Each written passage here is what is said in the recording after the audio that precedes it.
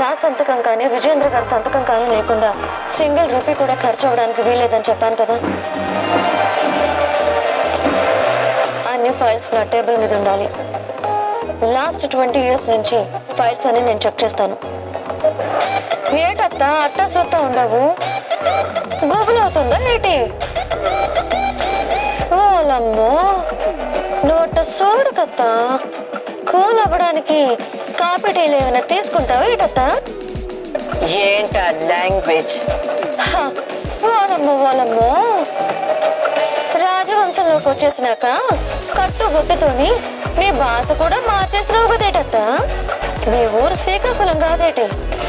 పొట్టినూరుని మన యాసని మర్చిపోతే పుట్టుగతులు ఉండవత్తా. నా మాట విను, నువ్వు చేసేది ఏమీ లేదు గాని కాసంత టీ నీళ్ళు నీ గొంతు వేసుకో. నాకేం అవసరం లేదు. సరేలే, నాకెందుకులే గాని. అవును, మావయ్య నీ కొడుకు ఇంకా రాలేదేందత్తా? నేనొచ్చాను కదా, చాలదా? ఆయన రాదు. నువ్వెంత గొప్పదాని వత్తా. పెరవిటి పొత్తరత్నం చేసిన పాపాన్ని నువ్వే మెచ్చా అంటావు. ఆయన నానదులుతానే ఏటి? వాళ్ళంతటా వాళ్ళే వచ్చేస్తారు. వాళ్ళు రారు అని చెప్పాను కదా.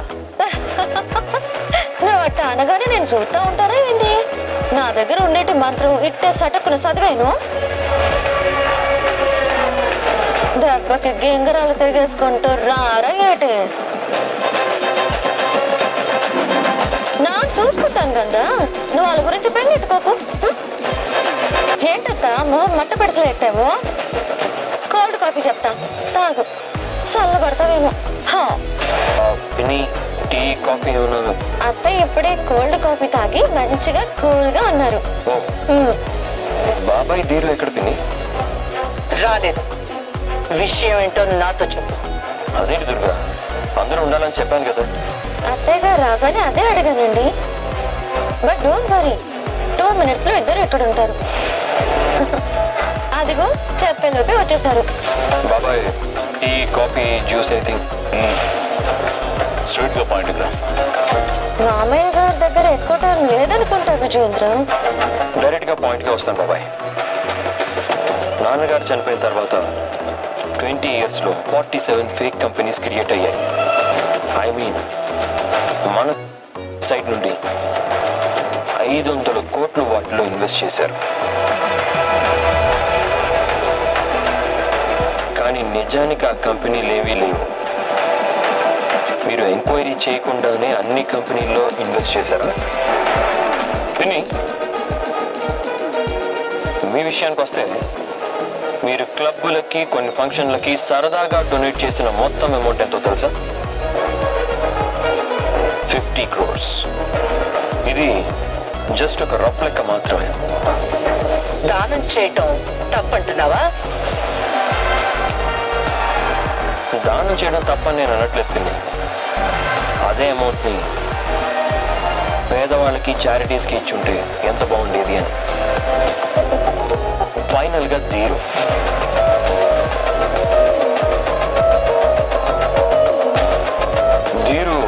పార్టీ లవర్ అని తెలుసు, కానీ పబ్బులకి ఫ్రెండ్స్కి పార్టీస్కి 25 కోట్లు ఖర్చు పెట్టేంత పెద్ద లవర్ అని తెలీదు. అమ్మో, 25 కోట్ల? ఒక 25 పబ్బులు మనమే పెట్టచ్చేమో అనుకుంటా విజేంద్ర.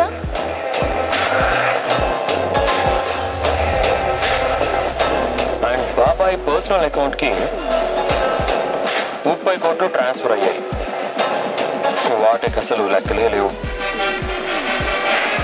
ఇప్పటి వరకు నేను చెప్పిన అకౌంట్స్ అన్నీ మిస్లీడ్ అవ్వకుండా కంపెనీలోనే ఉంటుంటే మన కంపెనీ ఇప్పటికీ టాప్ 10 లిస్ట్లో ఉండేది. ఎందుకు పిన్ని బాబాయ్ ఇంత కేర్లెస్గా అమౌంట్స్ ఖర్చు పెట్టారు? ఒక మనీనే కాదు, నాన్నగారు చనిపోయే టైంకి 10,000 ఎకరాలు మన రాజవంశం పేరు మీద ఉన్నాయి.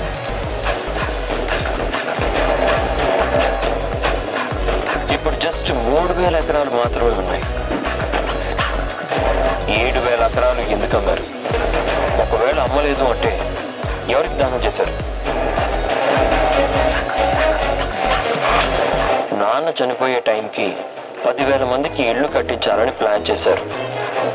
బట్ ఇప్పటి వరకు ఒక్కటి కూడా పేదవాళ్ళకి అందలేదు. ఎందుకు?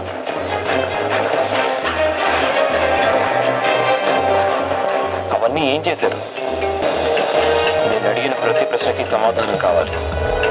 అన్నిటికీ మించి నాన్న చనిపోయే రోజు 500 ఎకరాలు పేదలకి పక్కా గృహాలు కట్టించడానికి ప్లాన్ చేశారు. అదే టైంకి అప్పుడు ఆ మినిస్టర్ విషయంలో నాన్నకి మీకు భేదాభిప్రాయాలు వచ్చాయి. అదే రోజు నాన్న చనిపోయారు. సో ఆ ప్రాజెక్ట్ తాలూకు డీటెయిల్స్ అన్నీ కావాలి నాకు. అతి త్వరలోనే అందరి లెక్కలు సరి చేయాలి బాబాయ్. ఏమంటారు?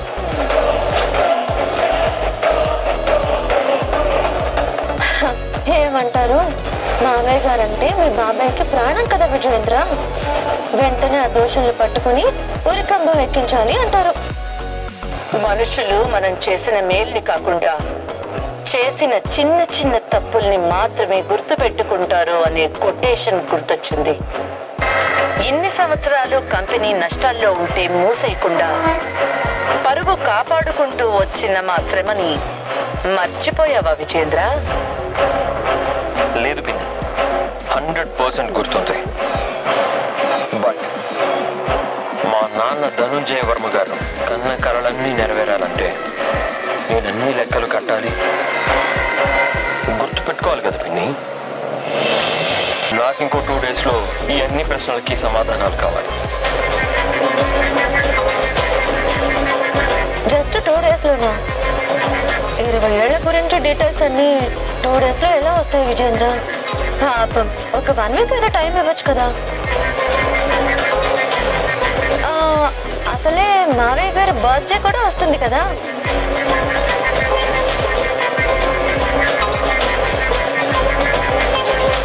సరే బాబాయ్, మీ బర్త్డే రోజు మార్నింగ్ కల్లా నాకు డీటెయిల్స్ కావాలి.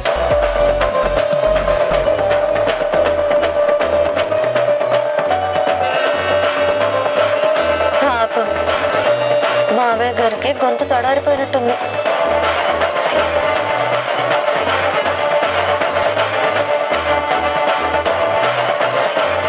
ఓకే, 5 days టైం ఉంది కదా, అన్నిటికీ క్లారిఫికేషన్ ఇస్తాను. వెళ్ళొస్తాం. మంచిది అత్తయ్య గారు, బాగా లెక్కలు వేసుకోండి. అసలే రోజులు దగ్గర పడ్డాయి మీకు. ఐ మీన్ తక్కువ డేస్ ఉన్నాయి అంటున్నాను.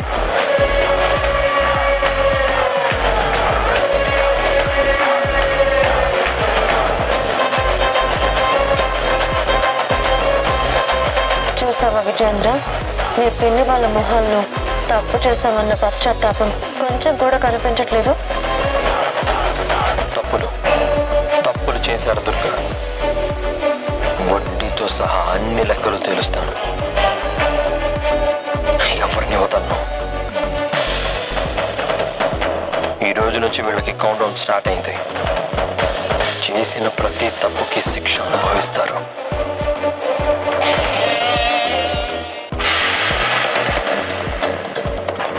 వాడి బాబు కూడా నన్ను ఎప్పుడు ఇన్ని ప్రశ్నలు అడగలేదు. ఒక్కసారి అడిగినందుకే వాడి స్టోరీ మొత్తం ఎండ్ చేశాను. కానీ వీడు మాత్రం నన్ను కూర్చోబెట్టి సిబిఐ ఎంక్వైరీ లాగా అందరి ముందు పుట్టు పూర్వతరాలన్నీ తీస్తున్నాడు. వాడిని అసలు చిన్నప్పుడే చంపేయాల్సిందే. పిచ్చుక మీద బ్రహ్మాస్త్రం ఎందుకులే అని వదిలేశాను. ఆ వదిలేసిన పిచ్చుక ఇప్పుడు గద్దలా వెంటాడుతోంది.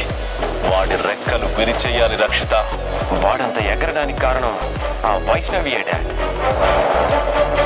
ఇన్ని సంవత్సరాలు మూసుకొని కూర్చున్న వాడిని చిరుతపులిలాగా మన మీదకి దూకేలా చేసింది. ప్రతిదానికి వాడికి లెక్క చెప్పడానికి నేను గుమస్తా అనుకున్నాడా వాడు? రాస్కెల్. ఇప్పుడు మనం ఏం చేయాలి? అడుగుతుంది నిన్నే రక్షిత. చలనం లేని రాయిలాగా అలాగే ఉండిపోతావేంటి? ఏదైనా మాట్లాడు.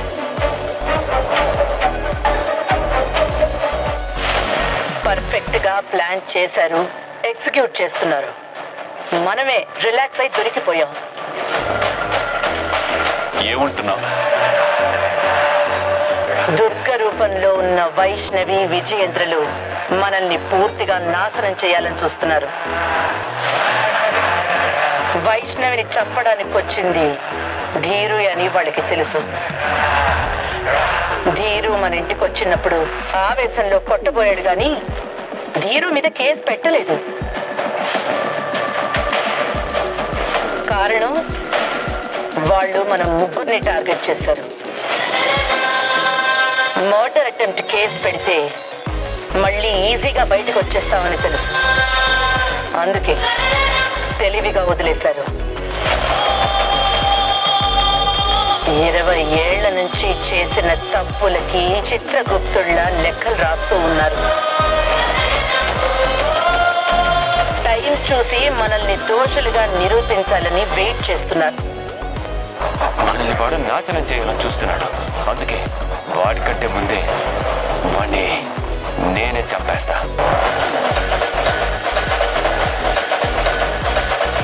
అప్పుడు మన ముగ్గురం సేఫ్గా ఉండొచ్చు.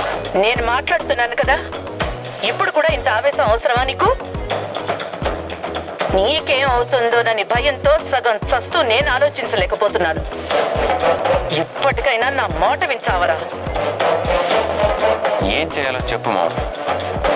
20 ఏళ్లుగా ఆఫీస్లో ఉన్న ఫైల్స్ అన్ని తగలబెట్టు. హార్డ్ డిస్క్లు, పెన్ డ్రైవ్స్ అన్ని పగిలిపోవాలి. మొత్తం ఈ రాత్రికే జరిగిపోవాలి.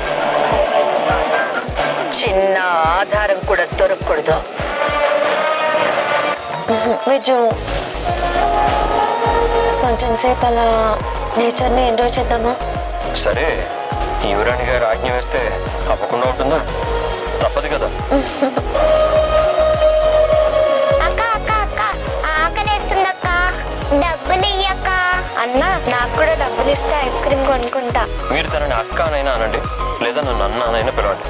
అంతేగాని తనని అక్క అని నన్ను అన్న అని మాత్రం అనకండి రా. అలాగే. డబ్బులు ఇవ్వు. హే, అక్క డబ్బులు ఇచ్చింది. విజయేంద్ర, వాళ్ళ నవ్వులు చూసావా ఎంత స్వచ్ఛంగా ఉన్నాయో?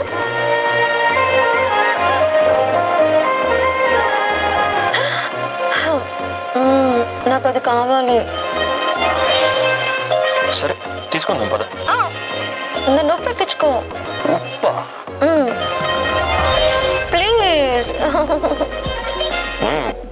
విజయేంద్ర, ఇప్పుడు నేను నీ మీద ఎక్కి ఆడుకుంటూ ఉంటాను, నువ్వు నన్ను మోయాలి. అమ్మో, నేను మోయలేను. నువ్వు నన్ను మోయలేవా?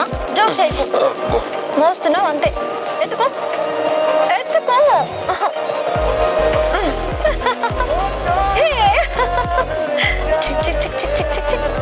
సరే సరే సరే.